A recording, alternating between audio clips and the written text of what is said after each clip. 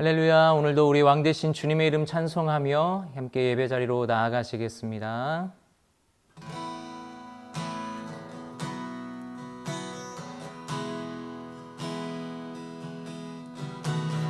당신은 영광의 왕, 당신은 평강의 왕,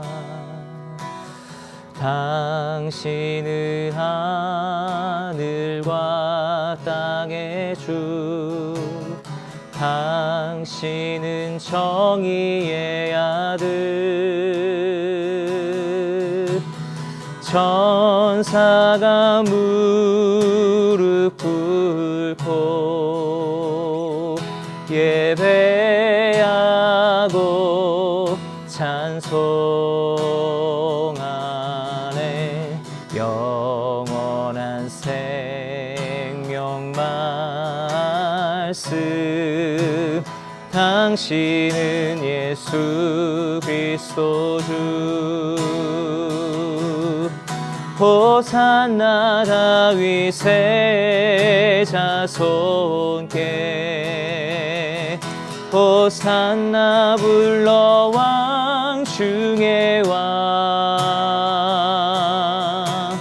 높은 하늘에 영광을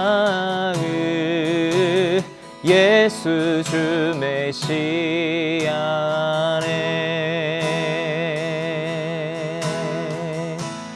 다시 한번 고백합니다. 당신은 영광의, 당신은 영광의 왕, 당신은 평강의 왕, 당신은 하늘과 땅의 주, 당신은 정의의 아들. 천사가 무릎 꿇고 예배하고 찬송하네. 영원한 생명 말씀, 당신은 예수 그리스도 주. 호산나 다윗의 자손께, 호산나 불러 왕 중의 왕.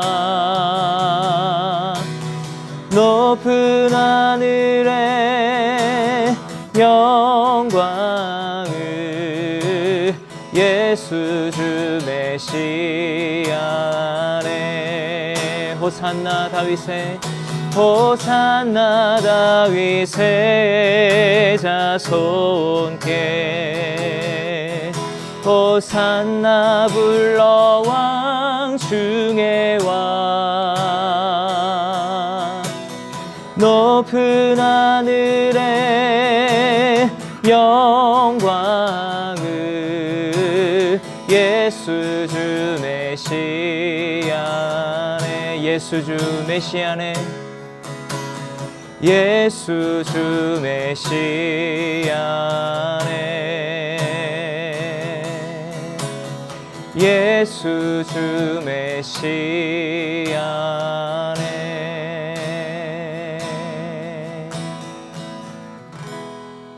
아멘.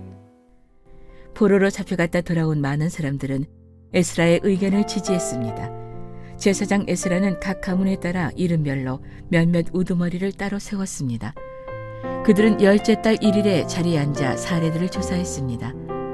이방 여자와 결혼한 모든 사람을 조사한 그 일은 다음해 첫째 달 1일에 끝났습니다. 다음은 제사장 자손 가운데 이방 여자와 결혼한 사람들입니다. 요사닥의 아들 예수아와 그 형제들의 자손 가운데 마아세야, 엘리에셀, 야립, 그달랴가 있었습니다. 그들은 모두 손을 들어서 아내를 내보내기로 서약하고 각각 자기 죄를 위해 양떼 가운데 순양 한 마리를 속건제로 드렸습니다. 인메 자손 가운데 하나니와 스바디아, 하림 자손 가운데 마아세야, 엘리야, 스마야, 여이엘, 우시야. 바우홀 자손 가운데 엘유에네, 마아세야, 이스마엘, 느다넬, 요바삿, 엘리사가 있었습니다. 레위 사람 가운데 요사밧, 시므이, 글리다라고도 하는 글라야, 부다히야, 유다, 엘리에셀이 있었고, 노리하는 사람 가운데 엘리야십, 문지기 가운데는 살룸, 델렘, 우리가 있었습니다. 또 다른 이스라엘 사람으로 바러스 자손 가운데 라미야, 이시야, 말기야, 미야민, 엘라살, 말기야, 분하야.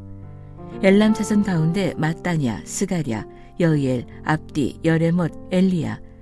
사뚜 자손 가운데 엘요에네, 엘리야십, 마따냐, 여레못, 사밧, 아시사. 베베 자손 가운데 여우하난, 하나냐, 사베, 아들레. 바니 자손 가운데 무슬람, 말룩, 아다야, 야숲, 스알, 여레못. 바한 모압 자손 가운데 안나, 글랄, 분하야, 마아세야, 마따냐, 부살렐, 빈누이, 문하세. 하림 자손 가운데 엘리에셀, 이시야, 말기야, 스마야, 시므온. 베냐민, 말룩, 스마랴. 하숨 자손 가운데 마뜨네, 마따따, 사밧, 엘리벨렛, 여레메, 문하세, 시므이. 바니 자손 가운데 마아데, 아므람, 우엘. 분하야, 베드야, 글루히. 와냐, 무레못, 에랴십. 마따냐, 마뜨네, 야수. 바니, 빈누이, 시므이. 셀레미야, 나단, 아다야. 막다드베, 사세, 사레. 아사렐, 셀레미야, 스마랴. 살룸, 아마랴, 요셉. 느보자손 가운데 여이엘, 마따디야, 사밧, 스비네, 잇도, 유엘, 분하야가 있었습니다. 이상은 모두 이방 여자와 결혼한 사람이었고, 이들 가운데 일부는 이방 아내와의 사이에 자식도 있었습니다. 말씀으로 새로운 하루를 시작하시는 사랑하는 여러분, 주님의 이름으로 환영하고 축복합니다. 저를 따라 해보시겠습니다. 기도하면 행복합니다. 네, 단호한 결단과 속죄로 회복되는 하나님의 백성이라는 제목으로 하나님 말씀 전합니다. 여러분, 방금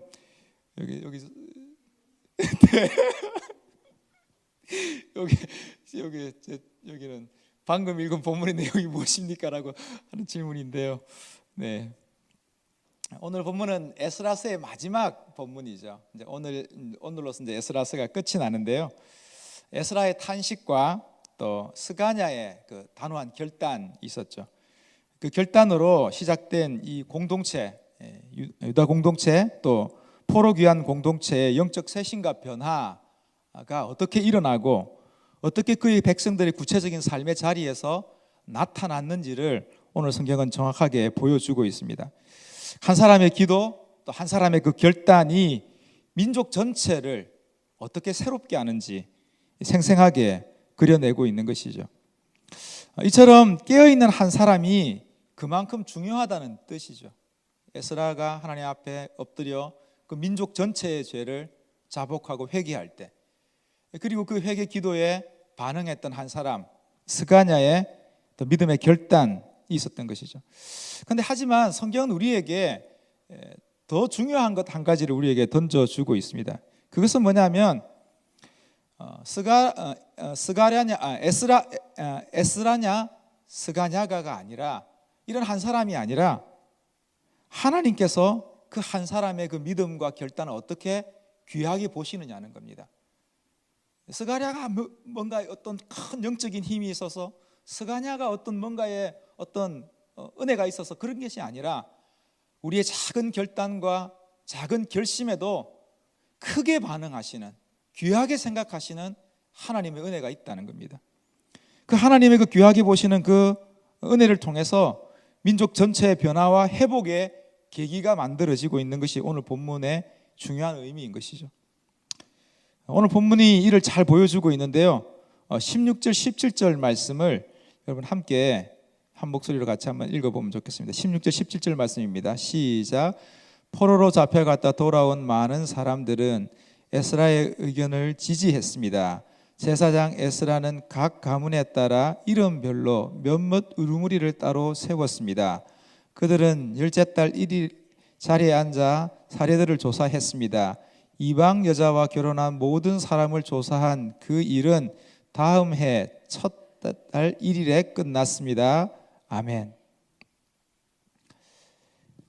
제사장 에스라는 스가랴의 결단과 함께 그 포로 귀환민들의 전폭적인 지지 속에서 단호한 영적 개혁을 단행하죠. 바로 이방 여인과 결혼한 사람들의 모든 수를 조사하게 합니다. 그리고 이를 바로잡도록 명령하고 있는 것이죠. 이 작업은 10월 1일부터 그 다음 해 1월 1일까지 이어지는데요.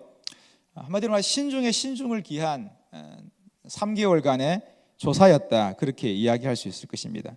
그 최종 조사 결과 112명의 사람들이 모여졌고, 그들은 하나님께 손을 들어서 아내를 내보내기로 서약하고 각기 자기 죄를 위해서 속건제를 드렸다.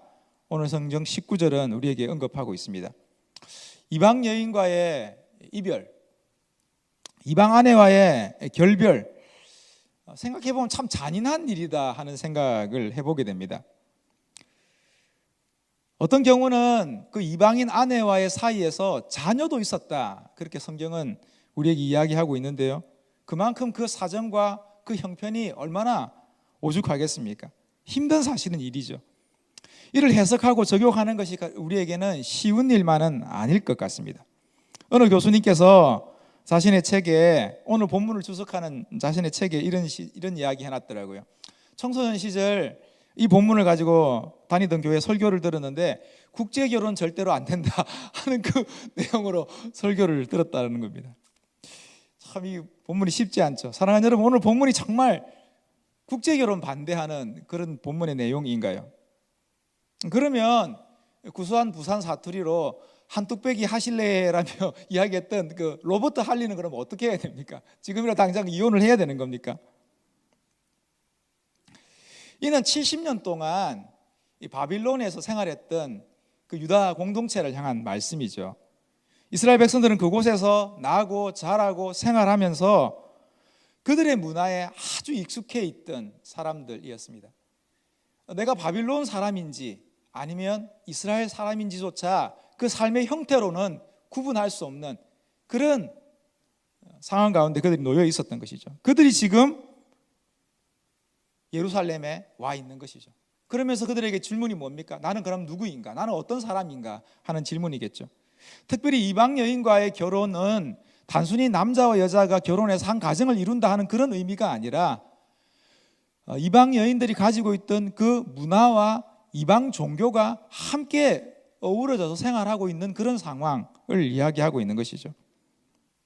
특별히 성경은 우리에게 그들이 가지고 와 있는 그 문화로 인해서 가증한 일들이 그들의 이스라엘 백성들의 삶 속에 만연해 있음을 주목하고 있습니다.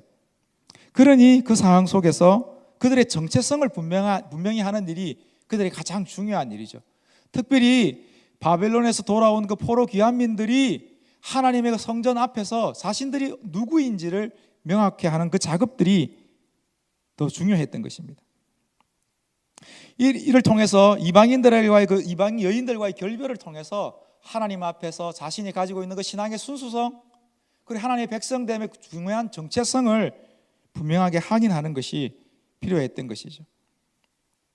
그것이 바로 오늘 본문의 배경이고 중요한 이유인 것입니다. 하나님 백성의 그 거룩함을 우리가 다시 회복해야 한다는 것입니다.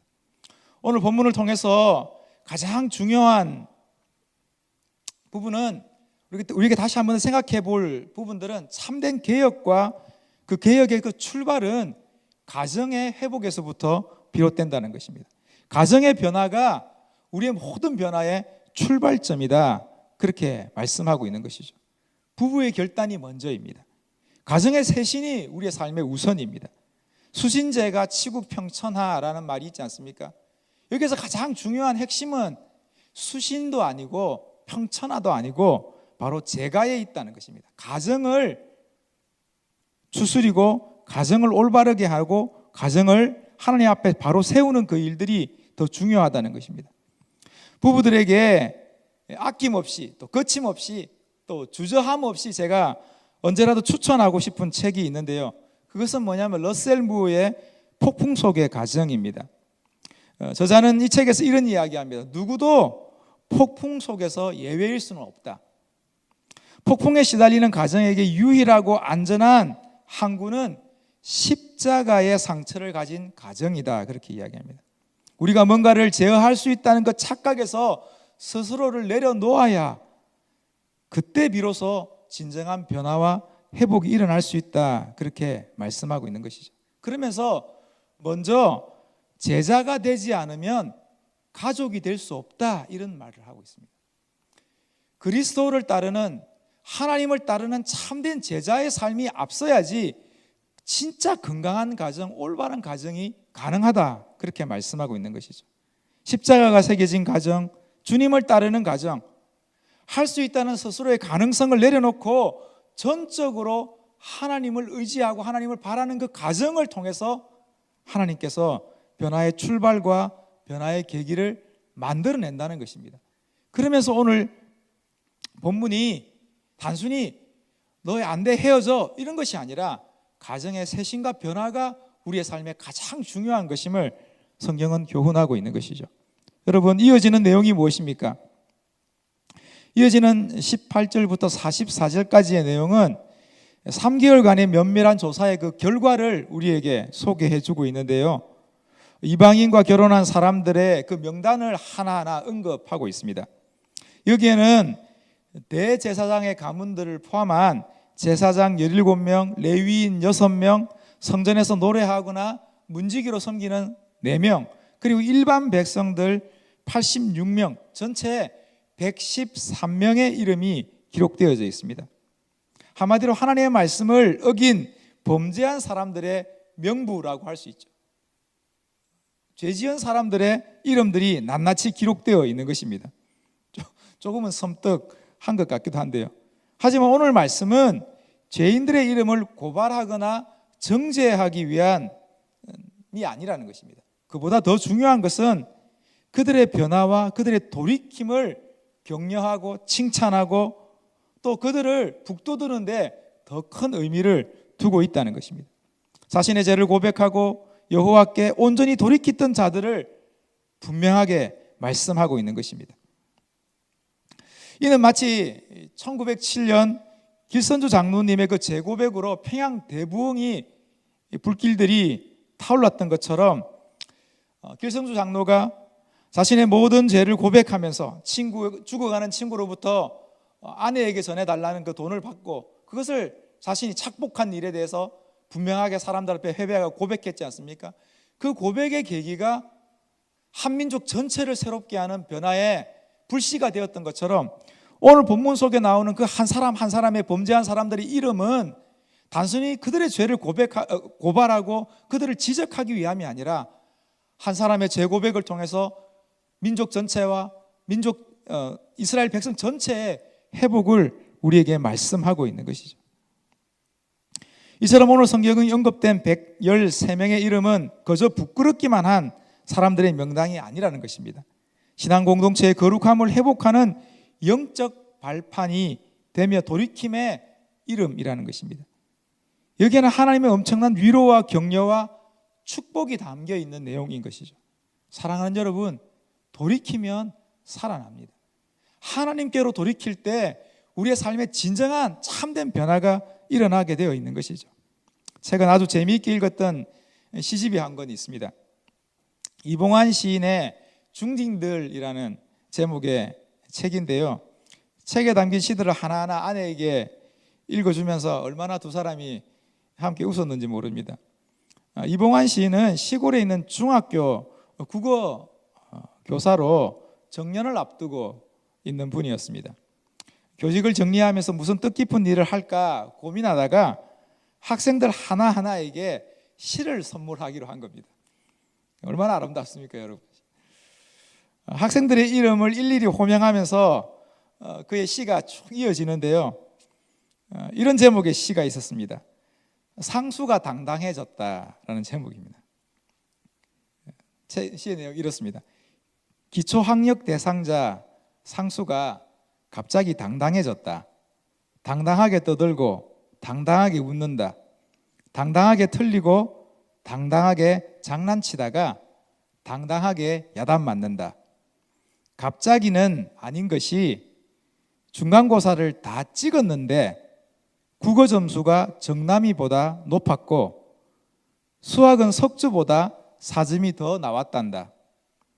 3월, 4월, 5월 내내 말 한마디 안 하고 돌부처처럼 앉아만 있더니 중간고사를 치러내고서는 갑자기 상수가 당당해졌다. 참 이 시 너무 마음 따뜻해지는 시 아닌가요?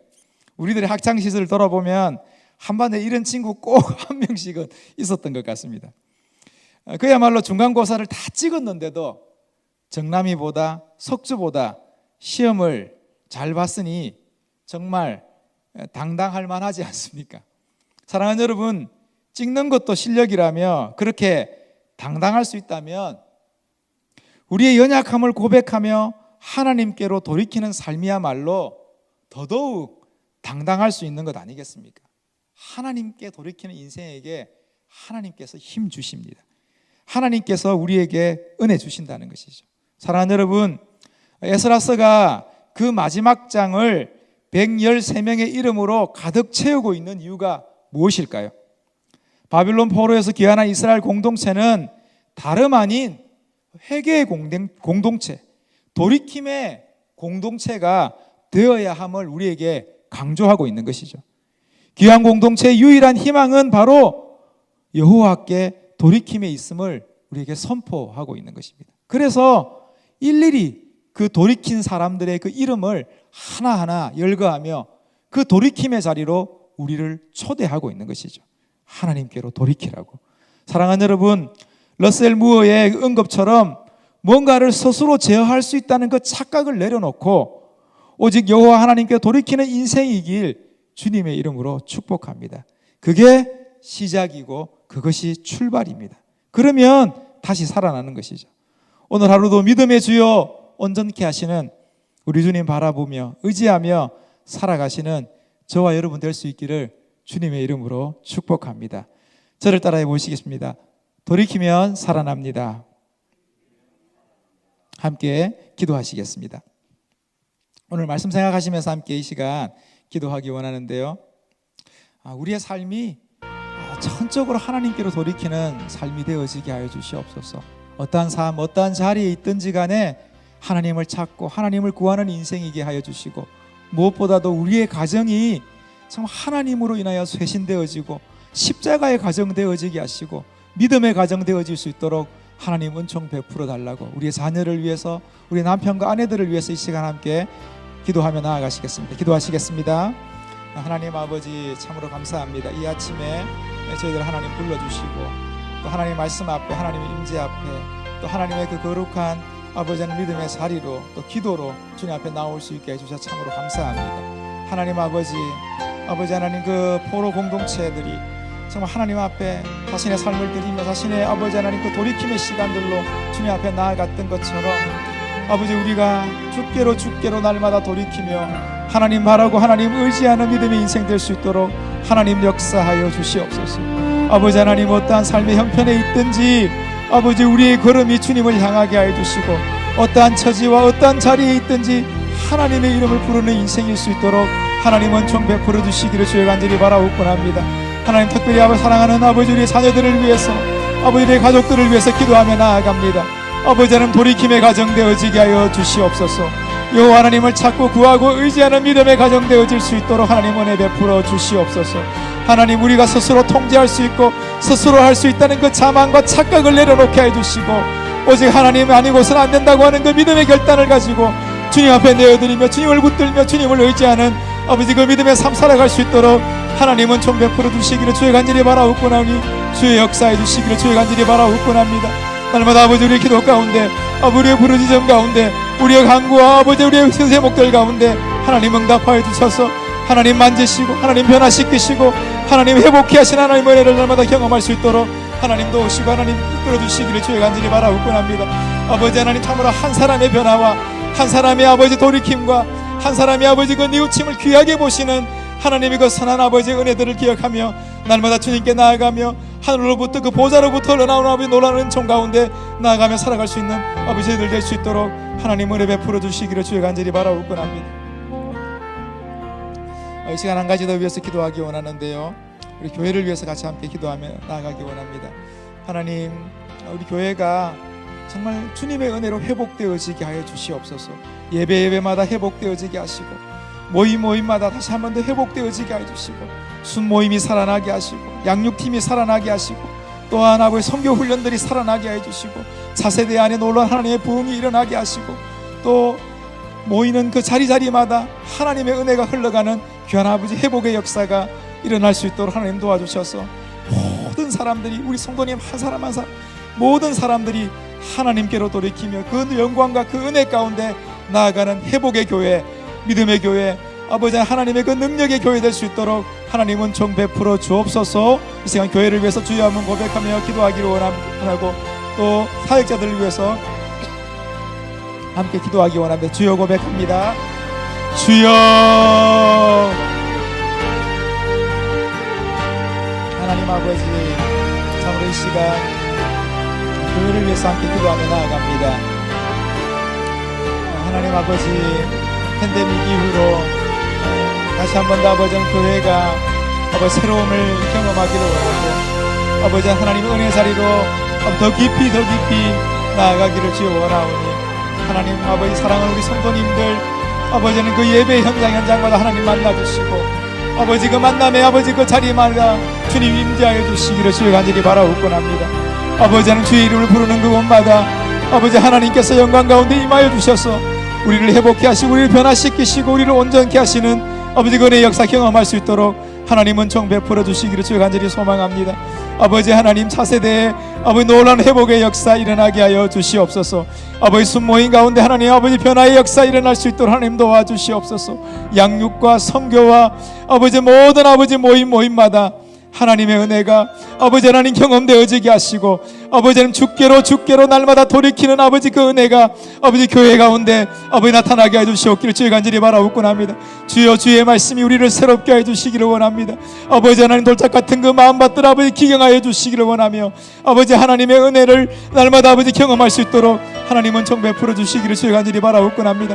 말씀을 들고 서신 우리 담임 목사님에게 아버지 더 큰 은혜와 능력으로 하나님 기름 부어주셔서 아버지 하나님 아버지는 넘어진 자들이 일어나게 하시고 아버지 실망과 좌절 가운데 있는 자들이 힘을 얻게 해주시기를 주의 간절히 바라옵곤하며 날마다 주의 얼굴을 구한 아버지 그 인생들에게 아버지 하나님의 은혜가 아버지 기름 부어줄 수 있도록 하나님 도우시고 하나님 이끌어 주시기를 주의